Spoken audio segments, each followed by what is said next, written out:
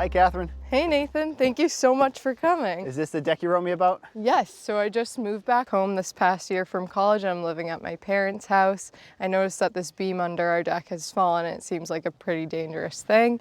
So I was hoping you could help me fix it up. Well, you called the right guy. There's definitely a problem. We don't want to see a joist laying on the ground under a deck. So let's go underneath. We'll figure out why it happened and how we can fix it. Great, thanks so much. All right, so first let's go over the parts and pieces that you have. You have your joist here, which should be up there.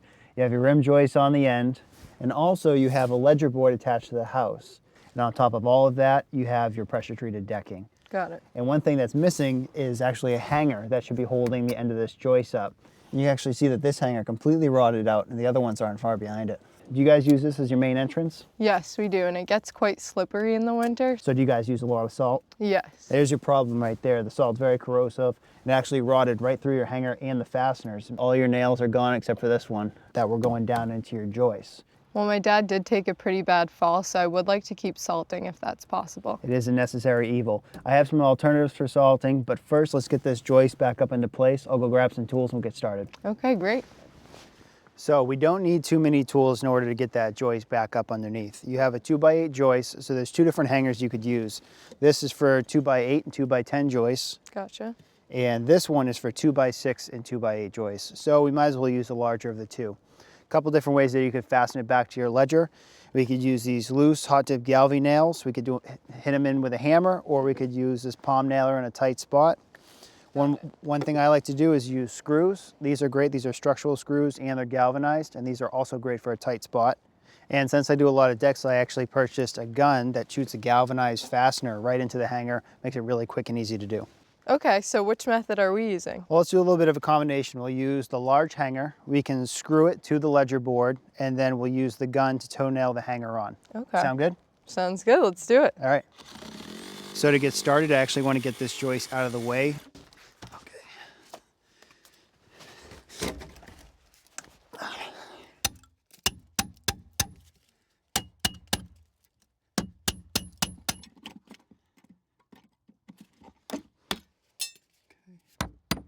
Then once I have the joist out of the way, I can pop up all the old nails.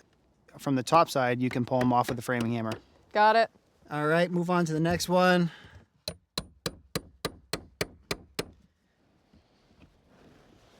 All right, so now that we have the old hanger off, we're ready to put the joist back in. I sighted and actually it's really straight. So instead of putting it the way it was, where we have all these nail holes, let's flip it over and put it up fresh side up. And then I'm gonna put a prop stick underneath it and we'll get it locked back in. Okay. All right, so let's roll it over. You go up on your end. Yeah, like that. Okay.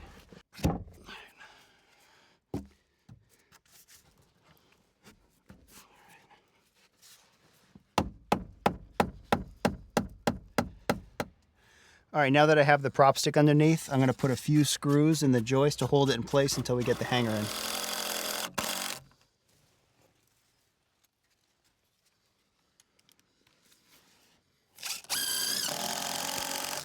All right, now that we have the joist up in place, we can put the hanger on. The new hanger, it's got a good galvanized coating on it, so that'll slide right up into place. What's great about this model is it has these little fins on them that you can tack in and it'll hold it in place until we screw the sides.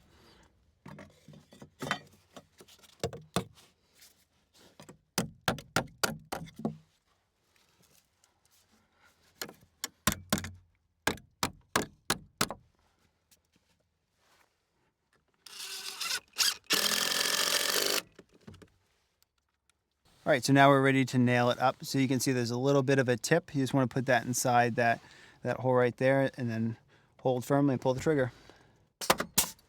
Nice. Do the one above it. There you go, nice job. Now we're gonna switch around to the other side. Make sure it's seated and then pull the trigger. All right, nice shot. Let's take this brace out. So down on this end, we actually don't need to use this style hanger. It would be kind of tough to incorporate it because it's already sitting on this ledge. The joist is already supported. So instead, we can just use a simple angle bracket and we can set it right on top and screw and nail from both sides.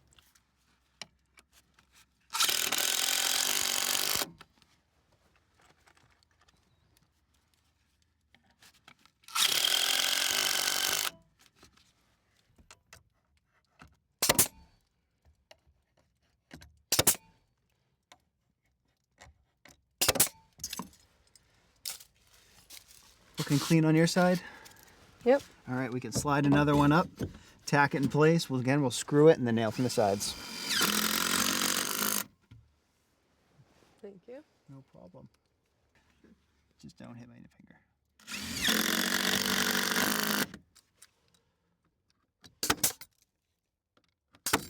Now we can reattach the deck boards to the joist that we just reinstalled.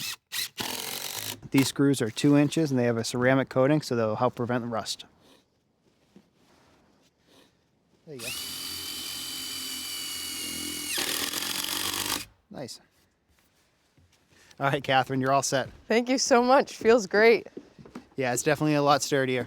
For sure. So we had talked earlier, we know that you like to use salt on your deck, and that's fine, but there's some alternatives. We could use magnesium chloride. It's a little bit more expensive, but it's not going to rust out your hangers and your fasteners. You could also use sand, which is great for traction, but you're not really going to melt any ice with that. Okay. And the last option is you just could continue to salt it the way you have been, but think of it like your car. On a nice day or in the spring, make sure you get the hose out, clean all the salt off, and it'll last a lot longer. Awesome. Thanks so much. You're welcome.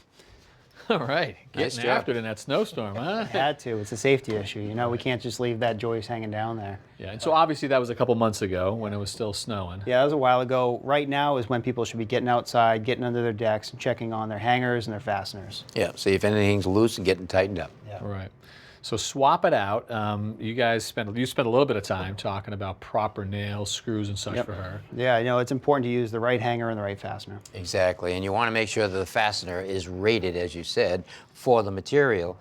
Back in 2003 is when they started to change the chemical makeup of the pressure-treated wood because they wanted to take all the arsenic out of it because of all the sawdust and everything when you're using it. And because of the chemical change, you would actually get a galvanic reaction from the hangers, and they would rot just like that. From the old hangers, old fasteners. Right. So now the new hangers won't get the galvanic reaction because it's actually a G85, and that's what you're looking for, along with the fasteners. And you want to make sure you use the right fastener for the length or the size of the joist that you're using. Whether it's a screw or a nail, you want to use the correct one. Yeah, because screws, people put the wrong screws in all of the time, right? Yeah. Right. They're easy to stick in there, but they're not necessarily rated. I've seen people use drywall screws and roofing nails. Right. And structurally, they're just not strong enough, and they rot, just like the hanger. This is designed that you won't get the chemical reaction. It's also designed for a lot of shear strength, and this length is for standard, but when you're using heavy timbers or doubles or stuff like that, you switch up to the longer size, the same with a nail. You want to make sure you use the right nail or screw to the size of the member that it's supporting. Yeah.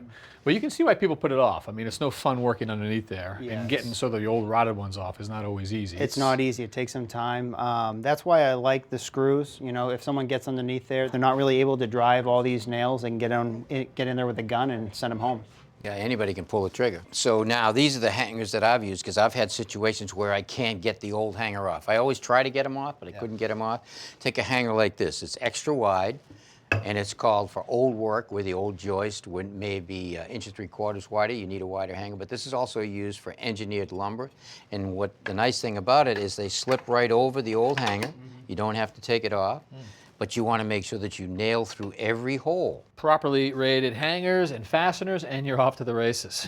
Exactly. All right, guys, good information. Nice project. Thank you. Thanks for watching. This Old House has got a video for just about every home improvement project, so be sure to check out the others. And if you like what you see, click on the subscribe button. Make sure that you get our newest videos right in your feed.